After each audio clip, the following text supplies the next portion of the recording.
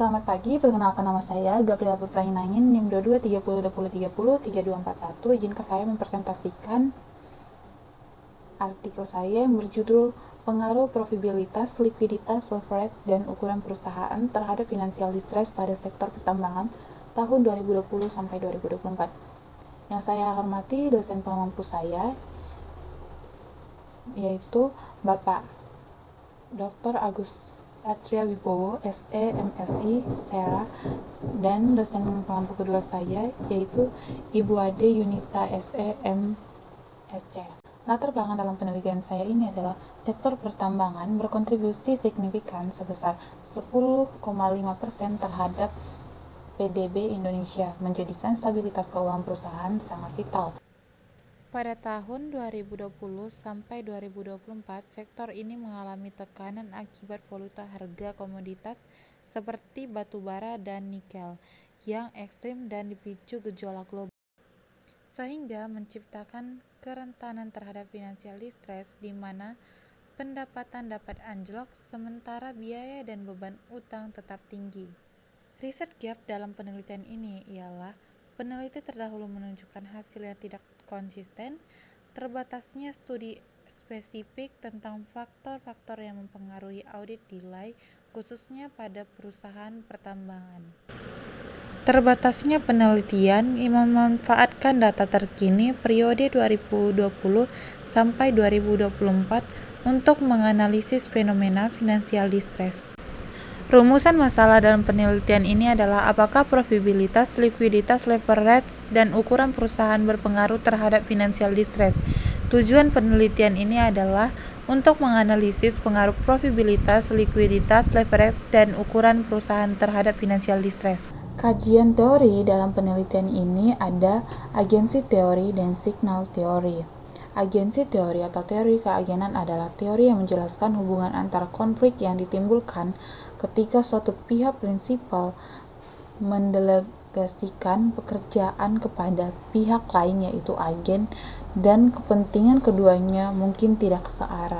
Signal teori atau teori signal adalah teori dalam ekonomi dan keuangan yang menjelaskan bagaimana suatu pihak pengirim sinyal menyampaikan informasi kepada penerima sinyal untuk mengurangi asimetri informasi. Financial distress, kondisi perusahaan mengalami kesulitan keuangan yang dapat mengarah pada kondisi kebangkrutan. Profitabilitas yaitu kemampuan perusahaan menghasilkan laba dari operasionalnya. Likuiditas adalah kemampuan perusahaan memenuhi kewajiban jangka pendek. Leverage adalah tingkat ketergantungan perusahaan pada pendanaan utang. Ukuran perusahaan, besar kecilnya perusahaan umumnya diukur dengan total aset, nilai pasar, atau penjualan.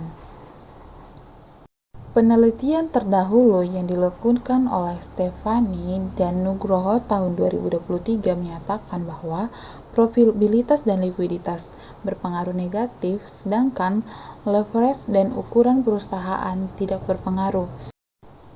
Hipotesis dalam penelitian ini, yang pertama, pengaruh profitabilitas terhadap financial distress. Profitabilitas menunjukkan kemampuan perusahaan menghasilkan laba. Tingkat profitabilitas tinggi menjadikan benteng terhadap financial distress, sedangkan rendahnya profitabilitas meningkatkan kerentanan perusahaan. Hasil penelitian yang dominan di sini menunjukkan bahwa profitabilitas berpengaruh negatif terhadap financial distress. Pengaruh likuiditas terhadap financial distress. Likuiditas mengukur kemampuan perusahaan melunasi hutang jangka pendek.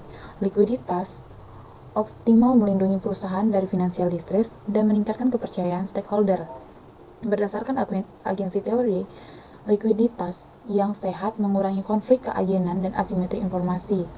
Secara empiris, sebagian penelitian menyatakan bahwa likuiditas berpengaruh terhadap financial distress. Pengaruh leverage terhadap financial distress. Leverage menunjukkan ketergantungan pada utang. Utang yang berlebihan meningkatkan beban tetap dan risiko kebangkrutan. Menurut agensi teori, utang bisa menjadikan mekanisme disiplin, tetapi utang berlebihan memicu risk shifting yang justru meningkatkan financial distress. Sehingga hipotesis penelitian ini leverage berpengaruh positif terhadap financial distress. Pengaruh leverage terhadap financial distress. Leverage menunjukkan ketergantungan pada utang. Utang yang berlebihan meningkatkan beban tetap dan risiko kebangkrutan. Menurut agensi teori, utang bisa menjadikan mekanisme disiplin, tetapi utang berlebihan memicu risk shifting yang justru meningkatkan financial distress. Sehingga hipotesis penelitian ini leverage berpengaruh positif terhadap financial distress. Pengaruh ukuran perusahaan terhadap financial distress. Ukuran perusahaan atau biasanya diukur dengan total aset menjadi sinyal positif yang stabil dan daya tahan.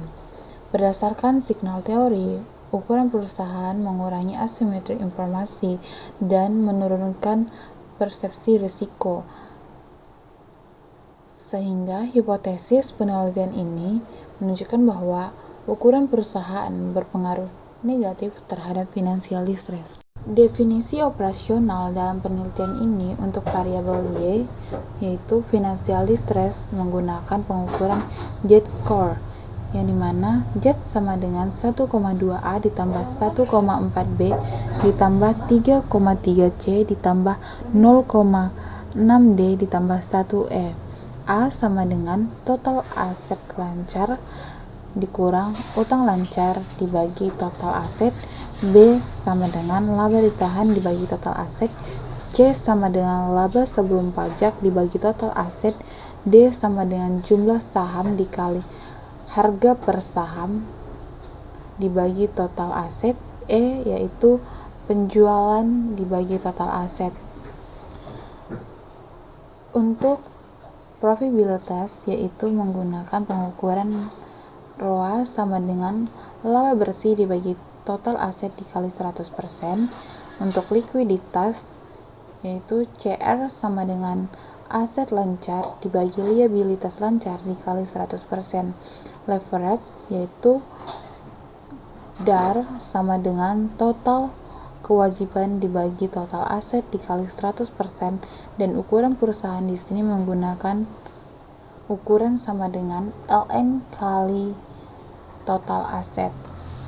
Metode penelitian yang digunakan di sini menggunakan pendekatan kuantitatif, jenis penelitian asosiatif kausal, jenis dan sumber data yaitu data sekunder yang berasal dari laporan tahunan dan laporan keuangan, populasi seluruh perusahaan pertambangan yang terdaftar di Bursa Efek Indonesia tahun 2020 sampai 2024.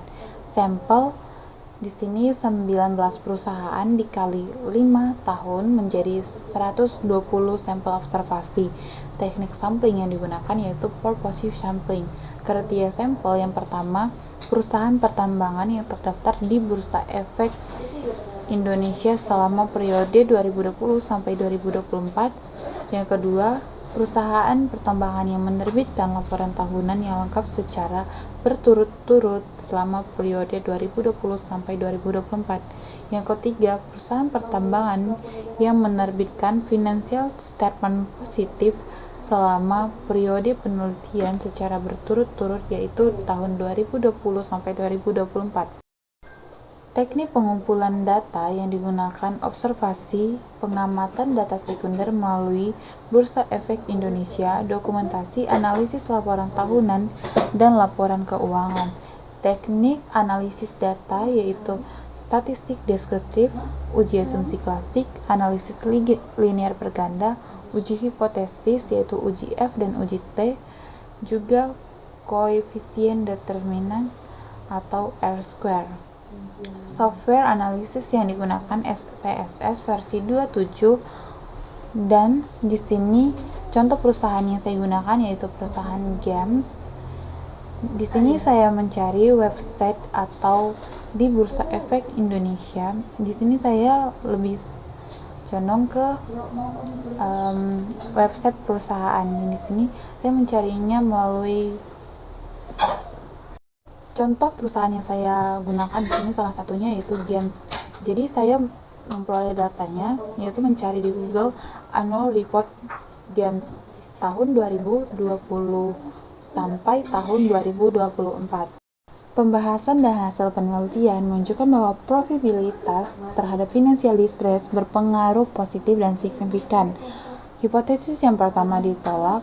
Hasil terhitung di sini sebesar 4,440 lebih besar daripada T-tabel 1,987 dan hasil signifikansi yaitu 0,000 lebih kecil daripada 0,05. Tingginya probabilitas justru meningkatkan risiko financial distress. Berlawanan dengan signal teori, laba tinggi di sektor pertambangan sering mendorong ekspansi agresif, peningkatan utang, dan kebijakan dividen tidak berkelanjutan. Investasi besar ini meningkatkan beban tetap, membuat perusahaan rentan saat siklus komoditas turun.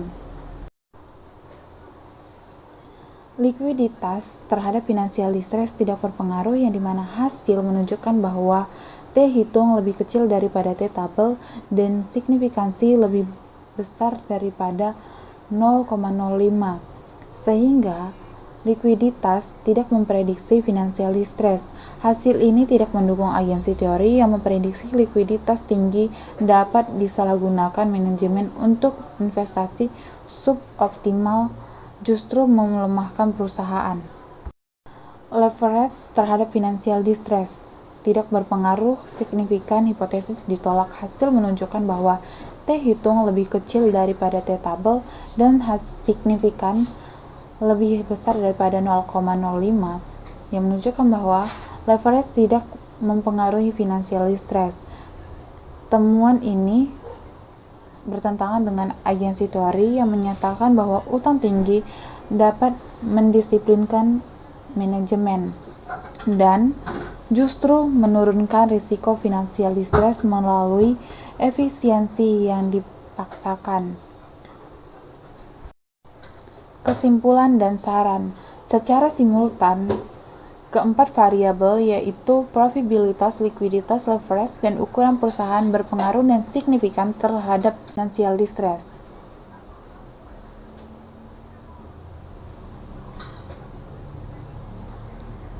Secara parsial menunjukkan bahwa probabilitas berpengaruh positif, sedangkan likuiditas, leverage, dan ukuran perusahaan tidak berpengaruh terhadap financial distress. Saran untuk penelitian terdahulu: memperluas cakupan sampel dan memasukkan perusahaan dari berbagai sektor di Bursa Efek Indonesia di luar sektor pertambangan. Yang kedua, memanfaatkan variabel independen lain yang diduga memiliki pengaruh lebih langsung terhadap financial distress. Sekian hasil presentasi saya. Terima kasih.